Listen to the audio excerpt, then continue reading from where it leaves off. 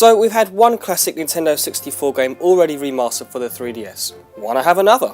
This is Star Fox 64 3D for Nintendo 3DS. What was originally known as Star Fox 64 for the N64 and Lylat Wars in Europe and Australia has now had a 3D makeover.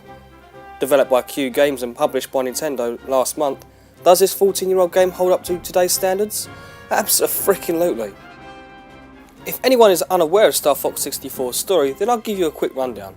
You are Ace Arwing pilot Fox McCloud, leader of the Star Fox team, who also consists of former gang member Falco Lombardi, the wise veteran Peppy Hare, and the apparent mechanical expert Slippy Toad. You've been called up by General Pepper in a plea to help save the Lylat system from the evil scientist Andross, who resides on planet Vellum. With a name like that, it's no surprise I don't get any tourism there. In case you're blind like my good friend Slippy here, the game plays slightly on rails. You have a large field to move around, and whilst there are many multiple paths, you are generally set on one. There is however a lot of variety in the gameplay, as your Arwing can change to the all range mode, which then puts you in an arena-like area and dogfight, if you will, other fighters. These two main styles of play, along with different vehicles, nicely mix up the action over its hour or so campaign, so it never gets tiresome. But wait, only an hour or so? Well, just like the N64 original, you can blast through this arcade-style game fairly quickly, trying to get a high score, making it perfect for a handheld experience. But the main reason you'll want to play it through again and again is for the different possible routes you can take between the starting point Corneria and the final planet Venom. Through one playthrough, you'll only play 7 stages out of the possible 15, with each stage having its own personality. There are two main ways to play Star Fox 64 3D, 64 mode and 3DS mode. 64 mode is exactly how you remember it on the N64, the enemy locations and the difficulty haven't been changed. The 3DS mode is essentially an easy mode, designed for newcomers and for people using the optional gyroscopic controls. As you'd imagine, moving the 3DS around moves the Arwing around the stage, and it works surprisingly well. However, if anyone recalls my Ocarina of Time 3D review, I actually preferred the motion controls for aiming, rather than using the analog nub. Obviously it comes down to personal preference, but I found using the analog nub to pilot your ship in Star Fox 64 3D much more accurate than using the motion controls. They seem a novelty, if nothing more. All the other controls are fairly standard stuff, located to the face buttons, that you can customise to suit what fits you. But ultimately, while extremely responsive, the controls do feel slightly uncomfortable on a portable device compared to the flight stick nature of the N64's controller. Yes, I am praising the N64 controller. Perhaps its biggest update and most notable is its visuals. They look gorgeous, and the Lylat system has never looked so vibrant. Even though Ocarina 3D was a great looking game, its visuals were essentially just reskinned textures. Star Fox 64 3D is a bigger step forward. Every character model and lighting effect has been rebuilt from the ground up, and it shows.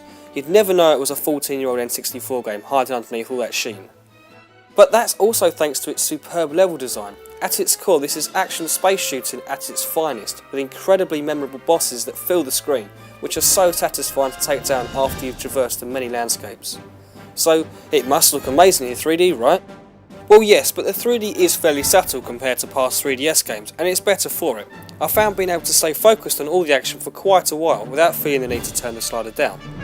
It doesn't give a huge amount of scope and depth, and for that reason I didn't feel it necessary to leave the 3D on all the time, but it certainly wasn't an unpleasant experience. Apart from the 3D, there are some other nice additions. You can now select any level you've completed in the main game from the menu, where you can try for high scores and be awarded with medals for the number of enemies killed. It's just for enemies though. Sadly, there's no reward for letting Slippy die, except for the self-satisfaction of knowing you won't hear his bloody voice again. Well, at least for a while. I'm making you mad? Good. Which brings me handily to the voice acting of this game. For one reason or another, all the voices have been re-recorded with the same level of cheesiness the N64 original had. They sound annoyingly different enough for veterans of the original to notice, "Oh my god, he said do barrel roll in a different way."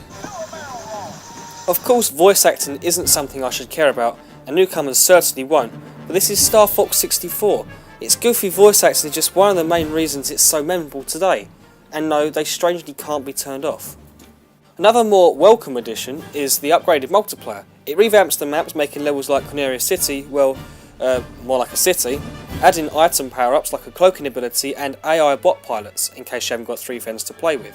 Because although Star Fox 64 3D features single cart play, meaning as long as you have multiple 3DSs you only need one copy of the game, it features no online play whatsoever.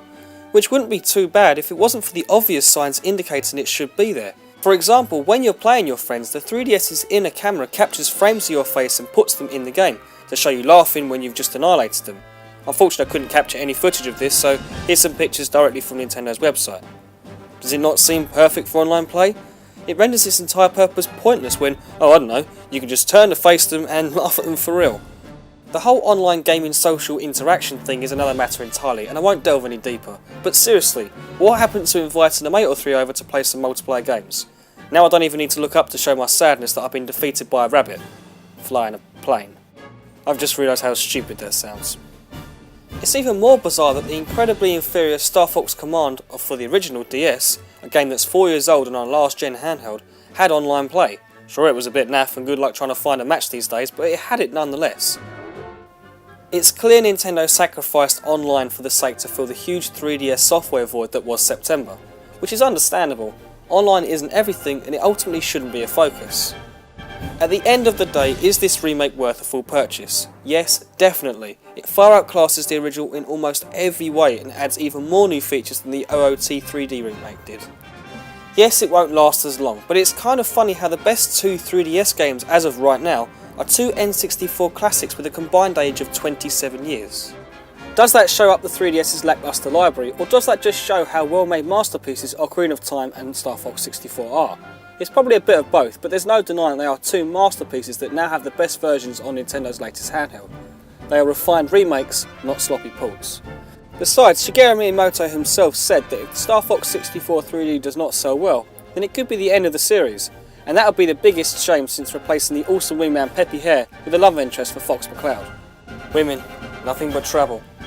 I, like so many others, want my Star Fox 64 sequel. Until then, I'm going to have to keep replaying this wonderful game, despite its minor missed opportunity. 9 out of 10.